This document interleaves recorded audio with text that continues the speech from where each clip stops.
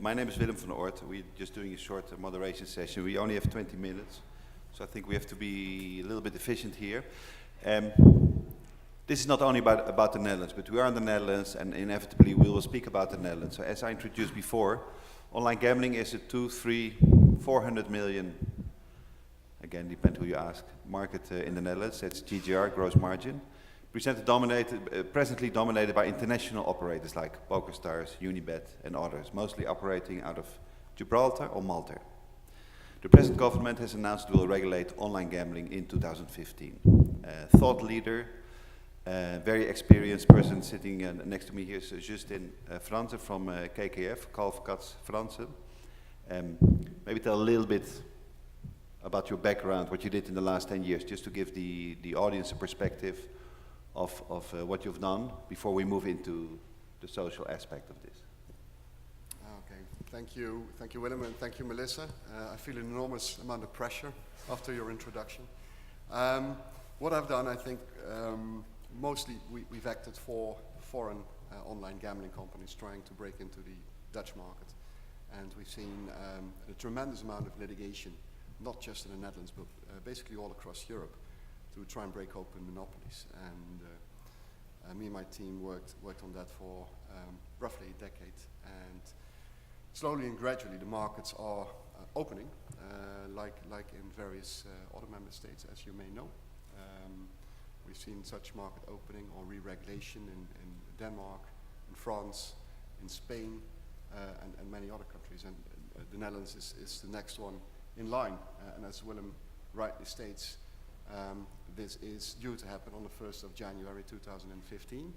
At least this is the official government's position. We tend to believe that licenses will become available in Q2, Q3 of 2015. That is, if the law is going to pass Parliament, which is always a big question in a highly regulated industry as gambling. Exactly. Exactly. So I think enough for now about the Netherlands. We will go into a little detail during this session. My headline for this session was a free market for free gambling. In this session we are looking at the regulatory aspects of social gaming. Internet users around the world are now playing casino or casino type games like poker and slots with a different economic model behind.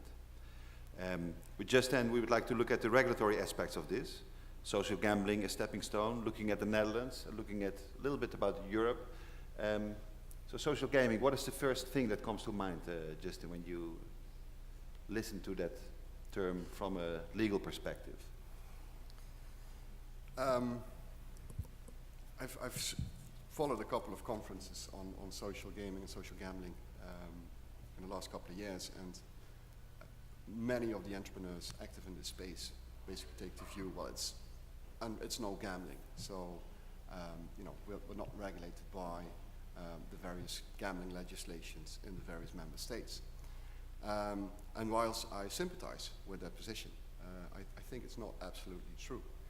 If you look at there's a couple of issues. First and foremost, the definition of gambling isn't the same in every jurisdiction. And I'll give you a couple of concrete examples. The Netherlands. In the Netherlands, a stake isn't required, so you don't have to put up money in principle to follow the definition of gambling. For Belgium, I have to look. This is not everything I know on top of my head.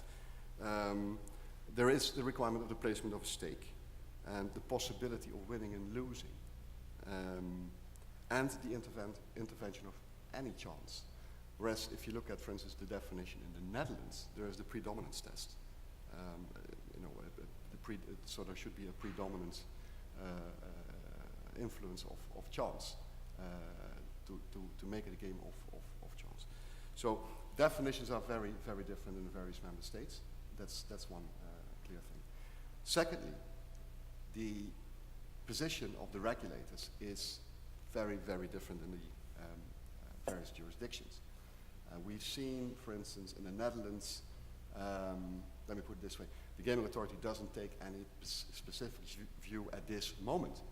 I think reason being is that they've only came into play on the 1st of April 2012. They are currently in the process of regulating online gambling, number one.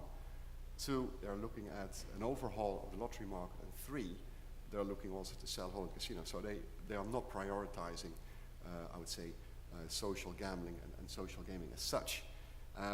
If you look at Belgium, for instance, the regulator takes a somewhat remarkable position, I would say.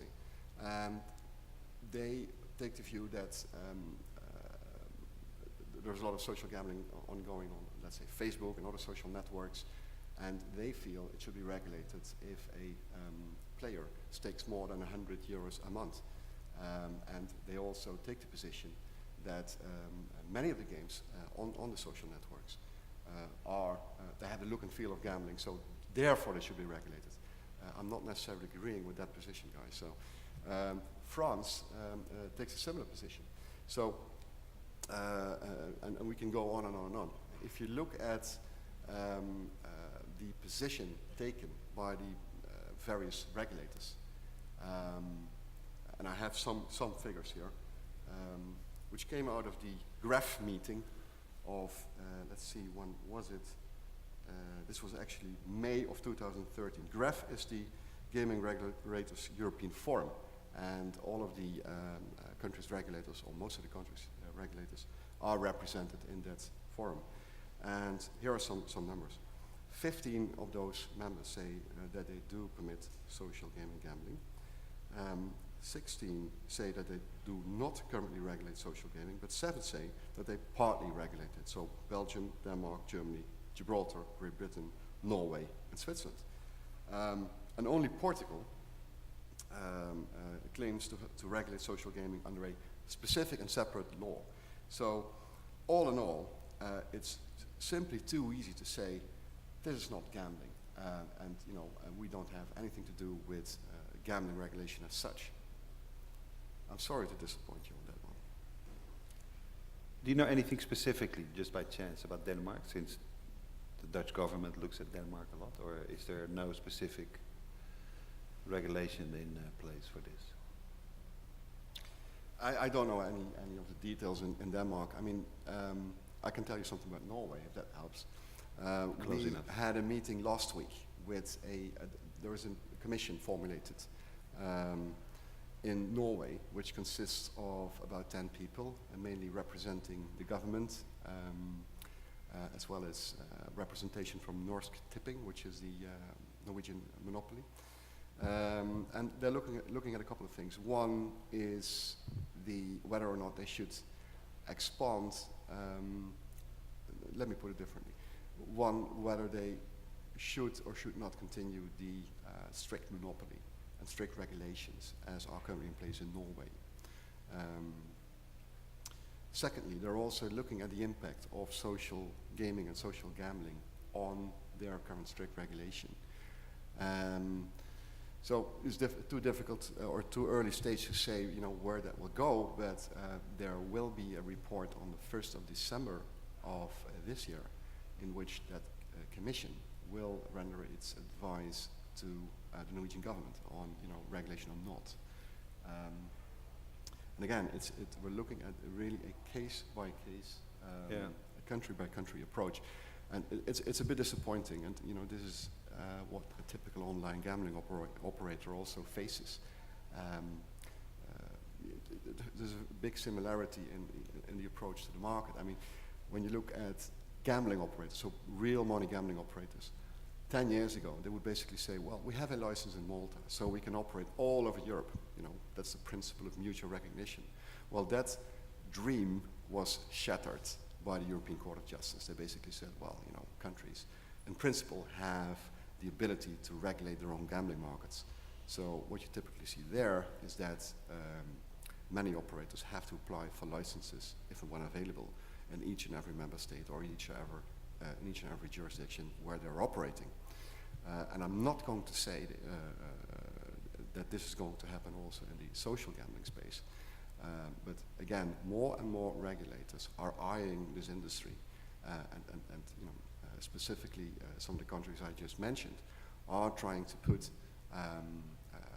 social gambling products under the gambling regulation. Yeah. Well, I think you brought it before, and also we discussed it last night. Stepping stones. So there's two types of stepping stones that I think everybody somehow sees. One, as you said before, the look and feel of gambling, but not being gambling. I don't want to discuss the ethical consequences of that, but maybe the legal or regulatory, at least for the Netherlands. So it looks like gambling, but it's not gambling. Now, how does the regulator look at this with regards to the online regulation coming up? I guess there's very little, as you said, but then there's the other stepping stone, the RNGs. So the RNGs are different. So you win more often when you play for free. And again, it's used as an entertainment tool, an acquisition tool, whichever way you want to put it. But what do regulators? Do they say something about the graph? Do they say something about these stepping stones? Yeah, they do.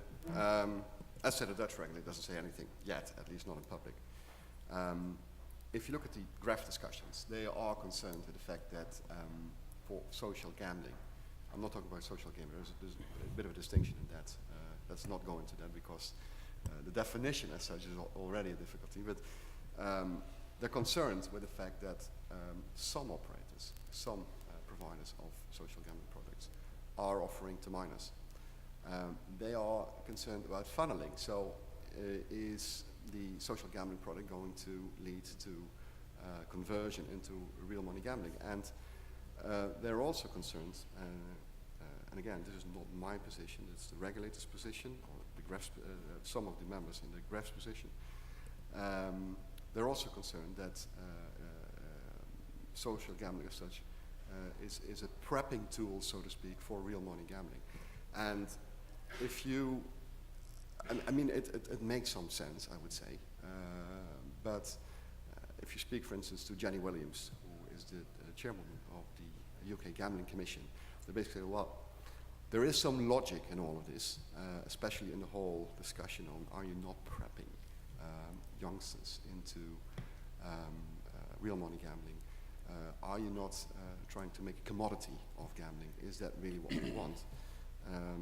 At the same time, they take a very realistic view, and they basically say, well, there isn't any research on that. So before we're going to really intervene, and this, again, this is the UK Gambling Commission, before we're really going to intervene and put rules and regs on the operators, let's first research.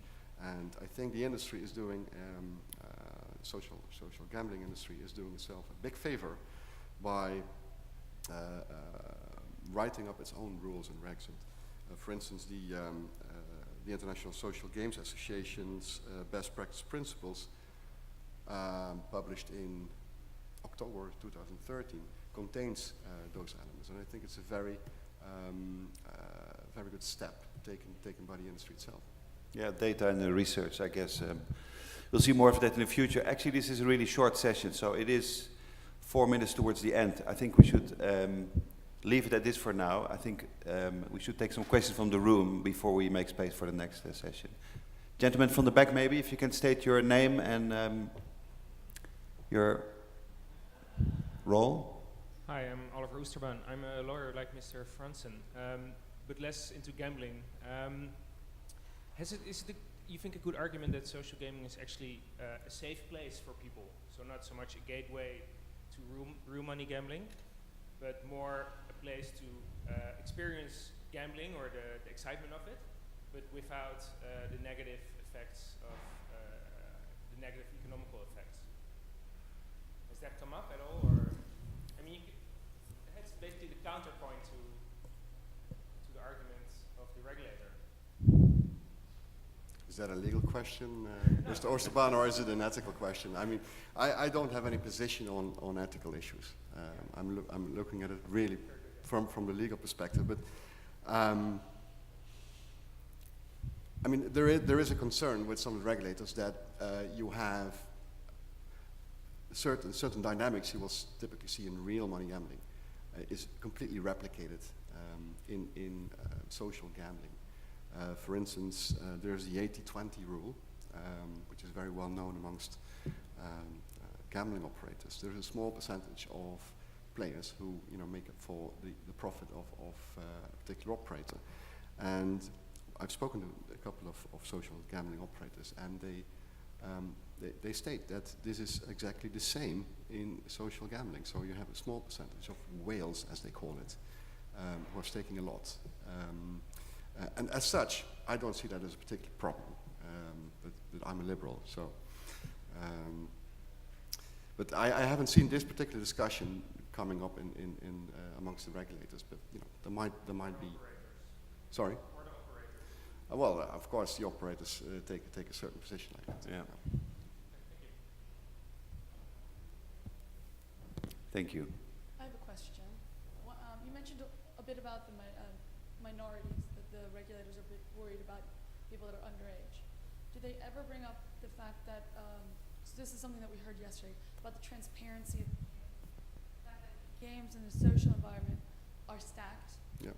For the most part, not everyone, but for the most part they're stacked, with a limited number of outcomes, versus real money where they go to great pains to make sure that the random number generator is certified correct. Yeah. Do they talk about that? Yeah, they absolutely talk about that, and I think it's a very good point, Melissa. I mean, that's the real discussion you see amongst regulators in Europe and also across Europe, or outside Europe.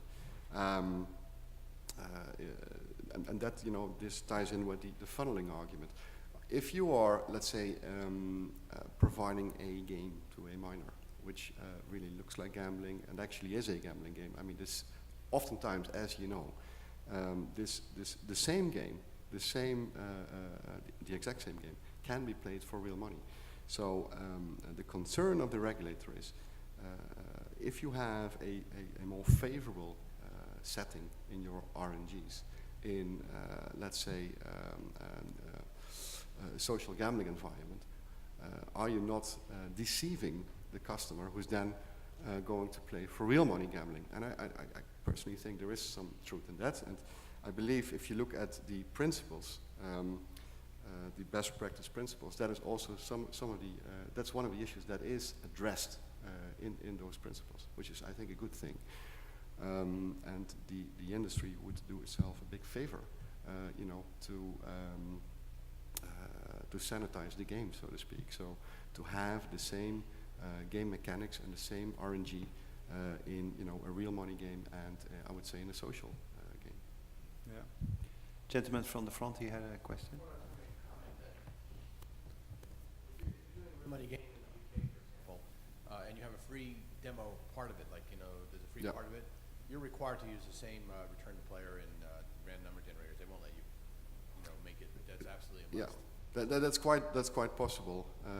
I'm not claiming that I know each and every legislation in each and every jurisdiction, but I think that may stem from regulations from the Gambling Commission in the UK, and I think it does. Well, I think it's very good, and that's how it should be, to be honest with you.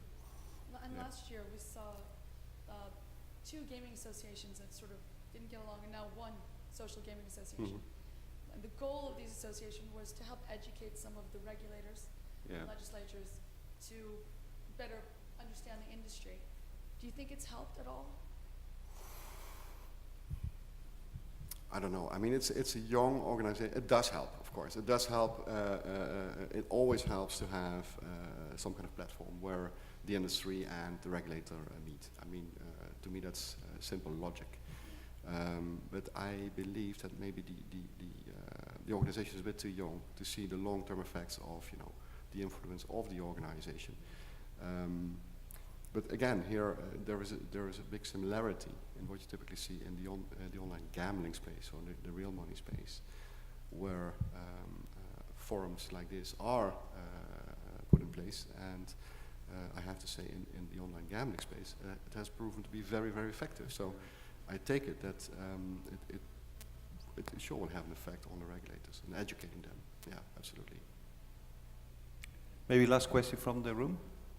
Can you state your name, please? I'm Kevin Flip from Game and Lane. So what's the position, now that it's all becoming regulated by the countries for real gambling, what's the story about Gibraltar and Alderney and Malta? Can they take wagers from them? Can they not? Are they prohibited? What's the licensing regime? There's a lot of confusion. Where are you personally based? Are you from? I'm based all over the place. Okay. San Francisco. Okay. Okay, a perpetual traveler, I think they call it, right? Yeah. Well, that's a very good question, and actually I had to answer that question at many of the online gambling conferences I've been speaking at for the last, let's say, decade. I think I hinted already a bit on it. In the past, I would say, online operators would basically say, well, we have a license in JIP or in Malta or in Albany or wherever, and this gives us the right to operate all over Europe. And as said, that dream has been shattered. So the whole principle of mutual recognition of licenses, if ever it existed, has been shattered by the European Court of Justice. So the real value of a Maltese license or a JIP license at this stage, well, maybe I'm going to throw a little atomic bomb here, but I think it's I think it doesn't have any real value. I mean, we are not at this stage advising our clients to go for, you know, an offshore or nearshore license. And as I said, more and more of the big operators are going for a country-by-country license, so in Denmark and France and Italy, Spain and so forth.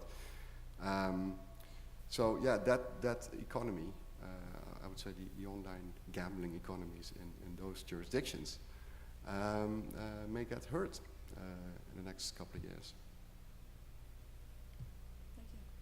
I agree with you. Well, thank you very much You're welcome. for your very insightful contribution. Thank you, Willem, for your excellent leadership. Thank you for coming.